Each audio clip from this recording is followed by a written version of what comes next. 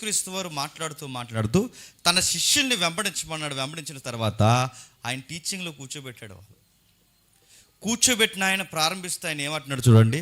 కొన్ని విషయాలు చెప్పకనే చెప్తున్నాడు. పిలుపునిచ్చాడు, ఆ పిలుపునిచ్చిన ఆయన కూర్చోబెట్టిన ఆయన ఉండమన్న ఆయన అన్నీ వదిలేసి రమ్మన్న ఆయన మినిస్ట్రీ ప్రారంభించిన ఆయన మినిస్ట్రీని ప్రారంభించి ఏం చేస్తున్నాడు, ఒక మాట సెలవిస్తున్నాడు. అదే అయోధ్యం కిందకు చెప్పుకుంటూ వస్తూ 43 వచనంలో, నీ పొరుగు వాడిని ప్రేమించి నీ శత్రువుని దేశించమని చెప్పబడిన మాట మీరు విన్నారు కదా.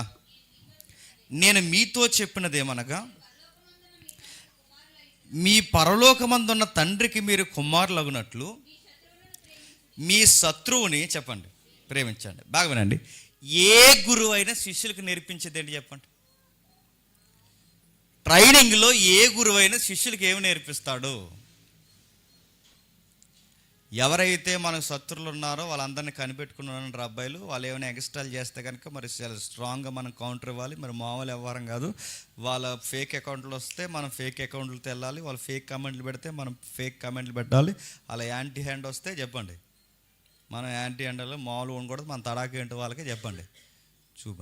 ఇది నేర్పిస్తారు చెడ్డ గురువులు. కానీ ప్రభువైన అయిన యేసుక్రీస్తు వారు ఏమి నేర్పిస్తున్నారు చూడండి. ట్రైనింగ్లో వాళ్ళు ఎక్స్పెక్ట్ చేయని పాయింట్ ఏంటంటే శత్రువుల్ని ప్రేమించాలి. మనుషుల్ని ఎలా పట్టాలి అంటే ప్రేమిస్తే దొరుకుతారు. మనుషుల్ని ఎలా పట్టగలమంటే ప్రేమను చూపిస్తే, ప్రేమ చేత చెప్పండి వాళ్ళని పట్టుకోగలం. మనుషుల్ని ఎలా సంపాదించగలమంటే ప్రేమించాలి. వ్యాధుల్లో ఉన్న వాళ్ళని ప్రేమించాలి, బాధల్లో ఉన్న వాళ్ళని ప్రేమించాలి, సమస్యలు ఉన్న వాళ్ళని ప్రేమించాలి. ఎలా ప్రేమించాలంటే నీ ప్రభు నిన్ను ఎలా ప్రేమించాడో చెప్పండి, నువ్వు అలాగే ప్రేమించాలి. మనుషులను పట్టడం అంటే చేపలను పట్టడం అయినా ఈజీ ఏమో కానీ చెప్పండి, మనుషులు పట్టడం అంటే ఈజీయా? ఒకరిని చూస్తే మంచివాడు చెడ్డవాడు చెప్పగలని చెప్పండి. అది మంచిగానే పడతాడు, ప్లెయిన్ షర్ట్ ప్లెయిన్ ప్యాంట్ వేయించుకొని చూసినట్టు చెప్పగలవాడు ఎలాంటోడో. వాడి బుద్ధి ఏంటో, వాడి అవగాహన ఏంటో, వాడి ఆలోచనలు ఏ విధంగా ఉంటాయో, వాడి వ్యక్తిగతంగా ఉన్నప్పుడు ఎలా ఉంటాడో, తర్వాత ఎలా ఉంటాడో, వాడి ఏ టాక్స్ ఏంటో, వాడి మూమెంట్స్ ఏంటో, వాడి బంధాలు ఎక్కడెక్కడ ఉన్నాయో చెప్పలేం. అలాంటోడిని పట్టుకోవాలి అంటే ఏం చెప్తే పట్టుకోగలం వాడిని? యేసుప్రభువుని నమ్ముకోరా నీకు అంతా మంచి జరుగుతుందంటే వాడు మంచి జరిగిన రోజులు ఉంటాడు, మంచి జరగకపోతే మానేసిపోతాడు. ఒక మనుషుని ఎలా సంపాదించగలమంటే జీసస్ నిన్ను ఎంత ప్రేమిస్తున్నాడో వాడు చూడాలి. వాడు జీసస్ నిన్ను ఎంత అంటే ప్రభువు నిన్ను ఎంత ప్రేమిస్తున్నాడో వాడు చూడాలి. అంటే నువ్వు వాడిని అంత ప్రేమించాలి. మనం ఎవరిని ప్రేమిస్తాం చెప్పండి? మనకు టీ ఇప్పించిన ప్రేమిస్తాం. మనం ఎవరిని ప్రేమిస్తాం చెప్పండి? మన పర్సులో డబ్బులు తీయకుండా ముందే ఆడ పర్సులో డబ్బులు తీసేసిన ప్రేమిస్తాం. మనం ఎవరిని ప్రేమిస్తాం చెప్పండి? ఏ పార్టీలకు శిఖర్లకు వెళ్ళినప్పుడు మనం ఏ వాహనం లేకపోయినా ఆడే బండి వేసుకుని వస్తే ఆడ బండి వెనక మనం కూర్చొని రోజు ఫ్రీగా వెళ్ళిపోతే ఆడ మనకు మంచి ఫ్రెండ్ అవుతాడు, ఆయన ప్రేమిస్తాం. కానీ ప్రభువైన అయిన యేసుక్రీస్తు వారు అంటున్నాడు, మనల్ని పడని వారికి పగవారిని కూడా మనం ప్రేమించాలి. ఎంతగా ప్రేమించాలంటే నేను మిమ్మల్ని ఎంత ప్రేమిస్తున్నానో చెప్పండి, మీరు కూడా అంతే ప్రేమించాలి. ఎందుకంటే ఒకప్పుడు మీరు కూడా నాకు శత్రువులే, ఒకప్పుడు మీరు కూడా నాకు శత్రువులే, దూరస్తులే. మీకు నాకు కూడా పడదు.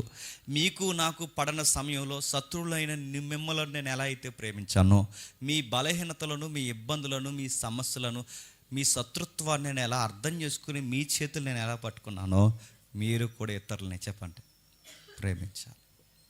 నేను ఎలాగైతే మిమ్మల్ని అర్థం చేసుకున్నానో మీరు కూడా అలాగే ఇతరులను అర్థం చేసుకోవాలి.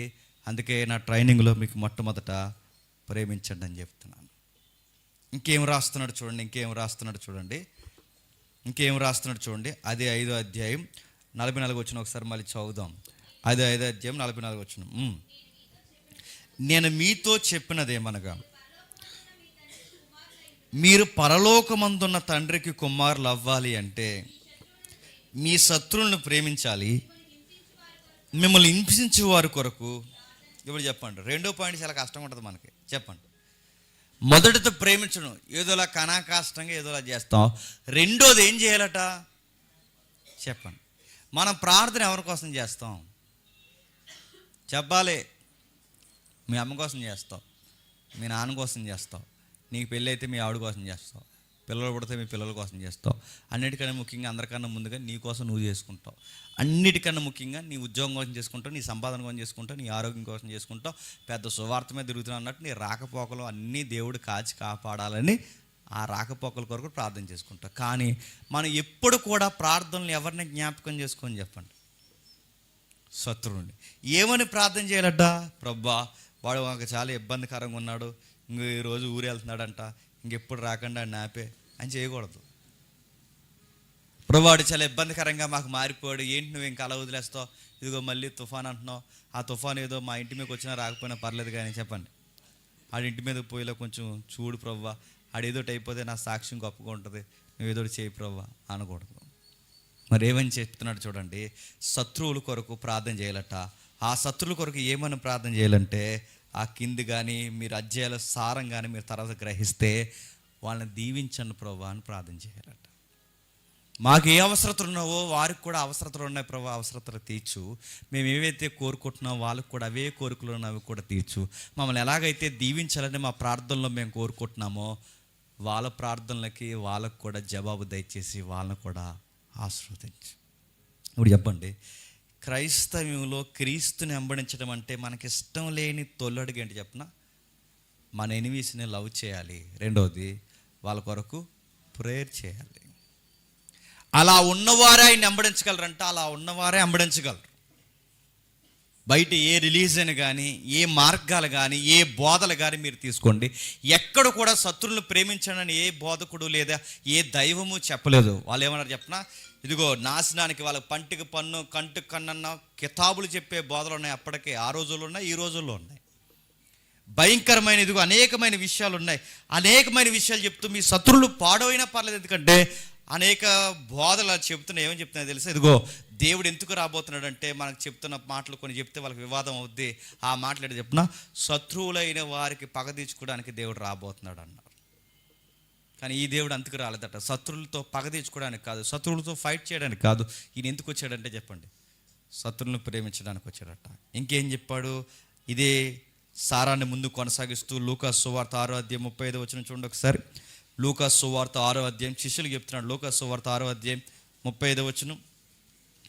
లూకాసు సువార్త 6వ అధ్యాయం 35వ వచనం. మీరైతే ఎట్టివారు గూర్చి అయినను మీ శత్రువులను ప్రేమించుడి, మేలు చేయండి, అప్పు ఇయ్యండి, అప్పుడు మీ ఫలము గొప్పదండి. మనకు నచ్చిన పాయింట్లన్నీ వస్తున్నాయి. మీరు చూడండి, 1 ప్రేమించాలి, 2 చెప్పండి ప్రార్థన చేయాలి, 3 చెప్పనా? చెప్పండి చెప్పండి అప్పు ఇవ్వాలి, అది రాదు నోటంట. 1 ప్రేమించాలి, 2 చెప్పండి ప్రార్థన చేయాలి, 3 చెప్పండి. ఏంటంటే ఫైనాన్స్ ప్రాబ్లంలో ఉన్నామంట చెప్పండి, ఇంకో ఈ డబ్బులు అట్టుకెళ్ళి అనాల. ఇది మన వల్ల అవుద్దా? ఇంకా మనకి ఏమైనా అప్పుంటే సరిగ్గా ఆ టైంలోనే ఎడతాం పెంట, ఏమని ఇవ్వకపోతే చాలా దారుణం ఉంటుంది అని. కానీ విషయం గుర్తుపెట్టుకోండి, ప్రభు అయిన యేసుక్రీస్తు వారు మనకు నచ్చినది మనం పాటించడానికి చాలా ఇబ్బంది పడేది ప్రార్థన చేయాలట. ఆ ప్రార్థన చేసిన వ్యక్తుల్ని ప్రేమించాలట. ఆ ప్రేమించిన వ్యక్తులకి ఏమన్నా అవసరతలు ఉంటే, అది ఫైనాన్స్ మ్యాటర్స్ అయితే చెప్పండి, వాళ్ళకి సహాయం చేయాలంట. చాలా కష్టమైన విషయాలు. ఇంకేం చెప్తున్నాడు? కృతజ్ఞత లేని వారి ఎడల మనమే కృతజ్ఞత చూపించాలట. వాళ్ళు మేలు పొందుతారు, పక్క పోతారు. ఆ మేలు పొందిన వాళ్ళే మన మీద కామెంట్ చేస్తారు. వాళ్ళు ఏదో ఒక మేలు పొందుతారు, ఆ పక్కకు పోతారు, మన మీద చెడ్డ మాటలు పలుకుతారు. అయినా కానీ ఆ కృతజ్ఞత లేని వారిని మనం ఏం చేయాలి చెప్పండి? ప్రేమించాలంట. ప్రభువైన యేసుక్రీస్తు వారు శిష్యుల్ని పిలుచుకుని ఏం తయారు చేస్తున్నాడంటే, ఆయన తయారు చేస్తున్న విధానం లేదా ఆయన ట్రైనింగ్ ఇస్తున్న విధానం మీరు చూడండి. శత్రువులను ప్రేమించండి, వారి కొరకు ప్రార్థన చేయండి, వాళ్ళకి అవసరతలు ఉంటే మీరు తీర్చండి. వాళ్ళకి కృతజ్ఞత ఉండదు, అయినా కానీ ఆ కృతజ్ఞత లేని వారికి మీరే సహాయం చేయండి. ప్రభువైన యేసుక్రీస్తు వారి బోధల సారమే పౌలు గారు అక్కడ చెప్తున్నారు చూడండి. గలతీ పత్రిక 6వ అధ్యాయం 2వ వచనం. ఒకని భారములు ఒకరు భరించండి, ఇలాగు క్రీస్తు నియమాన్ని పూర్తిగా నెరవేర్చండి. ఇప్పుడు చెప్పండి, ఒకరి భారాలు ఒకరు భరించాలి అంటే, 1 మీరు గమనించండి, 1 ప్రేమించాలి, 2 ప్రార్థించాలి, చెప్పండి 3 వాళ్ళ అవసరాలు తెచ్చాలి. ఇంకా చెప్తున్నాడు, వాళ్ళకి ఏదన్నా మోయలేని భారాలు ఉంటే చెప్పండి మనమే సపోర్ట్గా నిలబడాలట. శిష్యుల్ని పిలిచిన తర్వాత ఆయన ఇస్తున్న ట్రైనింగ్ ఏంటంటే, మీరు ఇలా తయారైతేనే అనేక మనుషుల్ని మీరు చెప్పండి సంపాదించగలరు. ఇంకా ఏం చెప్తున్నాడు? అదే మత్తయి సువార్త 10:8 చూడండి. రోగుల్ని స్వస్థపరచుడి, చనిపోయిన వారిని లేపుడి, కుష్ఠరోగుల్ని శుద్ధులుగా చేయుడి, దయ్యములను వెళ్ళగొట్టుడి, ఉచితముగా పొందుతుంది. ఇప్పుడు చెప్పండి, అస్సలు నచ్చిన మాట చెప్పండి. ఈ వారం ఇచ్చాం, వచ్చే వారం ఇచ్చా అనకూడదు. చెప్పండి, ఉచితంగా పొందారు. చెప్పండి, ఉచితంగా ఇచ్చే. నేను ఏవేవైతే మీకు ఇచ్చానో మీరు కూడా నీ శత్రువు ఇబ్బందులు ఉన్నప్పుడు వాడికి కూడా నువ్వు ఫ్రీగా ఇచ్చేయి. వాడు నీకు ఎనిమి అని తెలుసు కానీ ప్రేమించు. వాడు కృతజ్ఞత లేనివాడని తెలుసు అయినా వాడికి థ్యాంక్స్ చెప్పు. వాడు ఎంత వాడికి మేలుకరంగా ఉన్నా వాడు నీకు ఇబ్బందికరంగా ఉంటాడు, అయినా వాడి కొరకు ప్రార్థించి దీవించమని కోరుకో. వాడు అవసరతల్లో తోడుండు. మనుషులైన వారికి ఇబ్బందికరంగా ఉన్నప్పుడు వాళ్ళ భారాల మీదేసుకో. ఒక మాటలో చెప్పు, వాడికి ఏదన్నా చేస్తే మళ్ళీ వాడి దగ్గర నుంచి తిరిగి వస్తుందని ఎక్స్పెక్ట్ చేయకు. అది ఫ్రీగా వదిలేసానని వదిలే, అంతే. ప్రభా ఎలా సంపాదించగలను ప్రభా మనుషులనంటే, ఈ యాటిట్యూడ్ అలవాటు చేసుకుంటానట. చెప్పండి, వద్దన్నా వెంబడిస్తారంట. ఇది ఎప్పుడైతే మనం అలవాటు చేసుకుంటామో ఖచ్చితంగా అరే ఎంత ఎలా ఉండగలుగుతున్నాడు అంటే, వాడు ప్రభువుని వెంబడిస్తున్నాడు, నేను కూడా ఆ ప్రభువుని చెప్పండి వెంబడించాలనుకుంటాడంట. ఇంకేం రాస్తున్నాడు చూడండి. ప్రభు అయిన యేసుక్రీస్తు వారిని వెంబడించడం అంటే ఎలా ఉండాలంటే, ఈ లోకాస్తుల్ని ప్రభు అయిన యేసుక్రీస్తు పూర్తిగా ఎలా అయితే పక్కన పెట్టి వాటి విషయాలకు జోలుకు కూడా పోకుండా ఆయన 33 సంవత్సరాలు ఎలాగైతే జీవించాడో, ఆయన ఎలాగైతే మనం వెంబడించాలని కోరుకుంటున్నామో ఆయనలాగే ఉండడానికి మనం కూడా సమస్తాన్ని విడిచిపెట్టి ఆయన వెనకాల తిరగడానికి ప్రయత్నం చేయాలట. నీకు చాలామంది బంధువులు ఉండొచ్చు, నీకు చాలా అవసరాలు ఉండొచ్చు, నీకు చాలామంది సరుకులు ఉండొచ్చు, అలవాట్లు ఉండొచ్చు, ఏవేవో ఉండొచ్చు. కానీ ఈయన దగ్గరకు వచ్చిన తర్వాత ఎలా ఉండాలి చెప్పండి? అవన్నీ వదిలేసి రావాలంట. సేవలోకి వచ్చిన తర్వాత, ప్రభువులోకి వచ్చిన తర్వాత వచ్చి గుంపులుగా తిరిగి ఏం చేయాలి? కూర్చొని కిచ్చపాటి వేయకూడదు. కూర్చొని ఏం చెప్పాలి? సోదుకోవులు చెప్పుకుంటూ కూర్చోకూడదు. కూర్చొని వాళ్ళు ఏం చేయాలి? ప్రభువుని వెంబడిస్తున్నప్పుడు నేర్చుకుంటూ చెప్పండి, రేపొద్దున ఇంకొకటి నేర్పించే స్థాయికి చెప్పండి మనం ఎదగాలి. ఒక స్పీకర్ అంకాలు తిరిగా